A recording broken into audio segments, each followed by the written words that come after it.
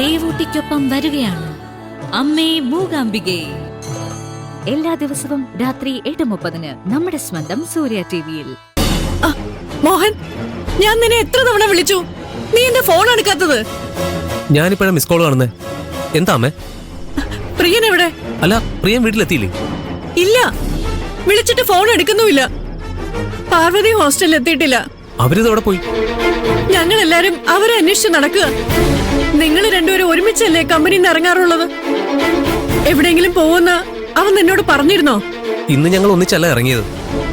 ജയന്തിക്ക് ചെറിയൊരു ഷോപ്പിംഗ് ഉണ്ടായിരുന്നു. കൂടെ പോവാൻ ആളില്ലാത്തോണ്ട് ഞാൻ അവളുടെ കൂടെ പോയി.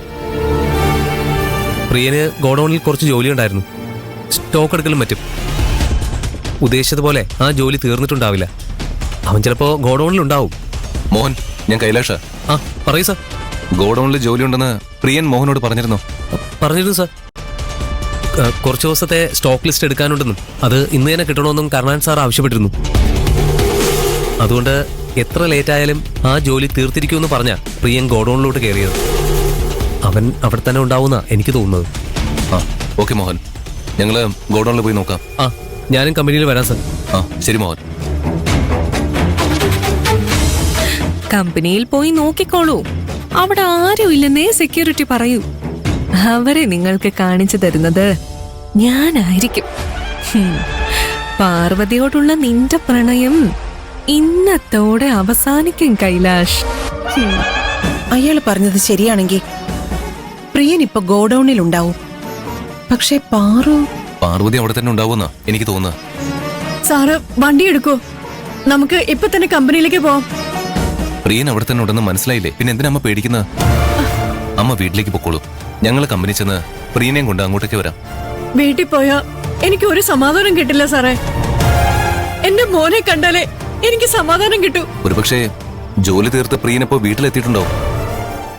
അമ്മ വീട്ടിലേക്ക് ചെല്ല്. ഇപ്പൊ പകുതി സമാധാനായില്ലേ? ട്യൂഷൻ കഴിഞ്ഞ് നിങ്ങളുടെ മോൾ ഇപ്പൊ വീട്ടിലെത്തിയിട്ടുണ്ടാവില്ലേ?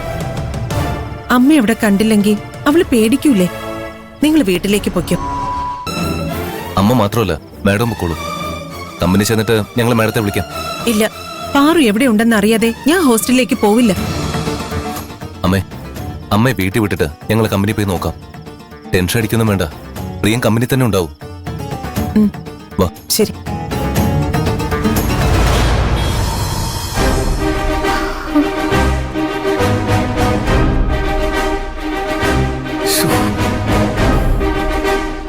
നല്ല ചൂടുണ്ടല്ലേ? കുറച്ചു സമയം മുമ്പ് വരെ എന്തൊരു കാറ്റായിരുന്നു. വാതിലൊക്കെ പടപടാന്നടിക്കായിരുന്നില്ലേ? ആ കാറ്റൊക്കെ ഇപ്പൊ എവിടെ പോയി? ചൂട് സഹിക്കാൻ പറ്റുന്നില്ല പ്രിയൻ ചേട്ടാ.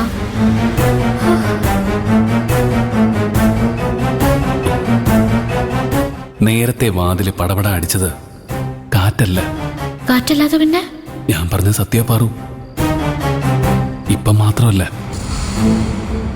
ആ സമയത്തും കാറ്റുണ്ടായിരുന്നില്ല. പ്രിയൻ ചേട്ടൻ എന്തൊക്കെയാ പറയുന്നത്? കാറ്റില്ലാതെ പിന്നെ വാതിലടയോ? അടഞ്ഞതല്ല, അടച്ചതാ. അടച്ചതോ? ആര്? അനുരാധ. അനുരാധയോ? അതാരാ? അനുരാധ എന്ന പേരുള്ള ആരെയും ഞാനിതുവരെ കമ്പനി കണ്ടിട്ടില്ലല്ലോ. ഉണ്ട്, അനുരാധ എന്ന പേരുള്ള ഒരാള് ഈ കമ്പനിയിലുണ്ട്. പക്ഷെ ആർക്കും അവളെ കാണാൻ പറ്റില്ല. അതെന്താ?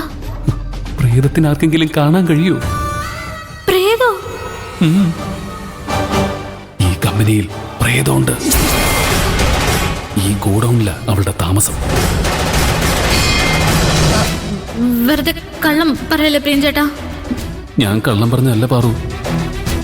കരുനാഗം വരുന്നതിന് മുമ്പ് ഇവിടെ വേറൊരു പ്രൊഡക്ഷൻ ചീഫ് ഉണ്ടായിരുന്നു. കരുണാകരൻ കരുനാഗമാണെങ്കിൽ അയാൾ ഒരു രാജവെമ്പാലയായിരുന്നു. അയാൾ ഈ കമ്പനിയിലുണ്ടെങ്കിൽ എല്ലാവരും കിടുകിടാന്ന് വിറയ്ക്കുമായിരുന്നു. അനുരാധ ഇവിടെ ടൈലറായിട്ട് വന്നതാ. അതിസുന്ദരിയായിരുന്നു അവള്. അയാൾ അവളെ മോശമായ രീതിയിൽ സമീപിച്ചു. അതവൾക്ക് ഇഷ്ടപ്പെട്ടില്ല. പലതവണ അയാൾ അവളെ സമീപിച്ചു. അപ്പോഴെല്ലാം അവൾ അയാളോട് ദേഷ്യപ്പെടുകയായിരുന്നു. ഒരു ദിവസം കാലത്ത് എല്ലാവരും ജോലിക്ക് വരുമ്പോ ഇതിനകത്ത് തൂങ്ങിയാടുന്ന അനുരാധയാണ് കണ്ടത്. പാറു ഇപ്പൊ ഇരിക്കുന്ന സ്ഥലത്ത് അവളെ കെട്ടഴിച്ച് കിടത്തി.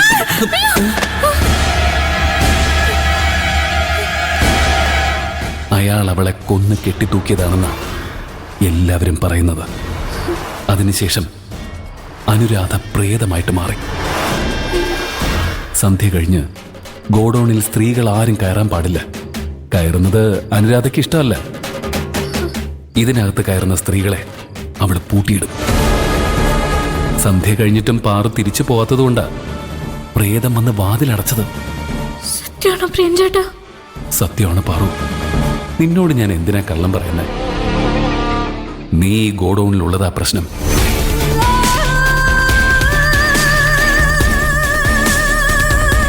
ഞാൻ മാത്രമായിരുന്നെങ്കിൽ നേരത്തെ ജോലി തീർത്ത് നമ്മളിപ്പോ നിന്റെ ഫ്രണ്ട്സിന്റെ കൂടെ ഹോട്ടലിൽ എത്തിയിട്ടുണ്ടാവുമായിരുന്നു. ഇപ്പോഴും എനിക്കൊന്നും പേടിക്കാനില്ല, ഞാനൊരു പുരുഷനല്ലേ.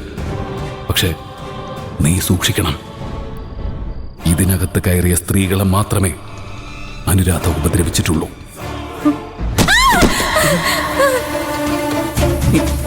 പേടിക്കണ്ട. നീ അനുരാധയെ ശല്യം ചെയ്യാൻ വന്നതല്ലോ, എന്നെ സഹായിക്കാനല്ലേ ഗോഡൌണിലേക്ക് കയറിയത്. അതുകൊണ്ട് പാറുവിനെ ഉപദ്രവിക്കരുതേ അനുരാധയെന്ന് ഞാൻ അവളോട് പറയാം. പുരുഷന്മാര് പറഞ്ഞ അവള് കേൾക്കും. അനുരാധെ, പാറുവിനെ ഉപദ്രവിക്കരുതേ. പാറു ഒരു പാവം കുട്ടിയാ. ഇവളെ ഉപദ്രവിക്കരുതേ അനുരാധെ. ഭവാനി, കൃഷ്ണ, ഭവാനി, എനിക്ക് പേടിയാവുന്നു.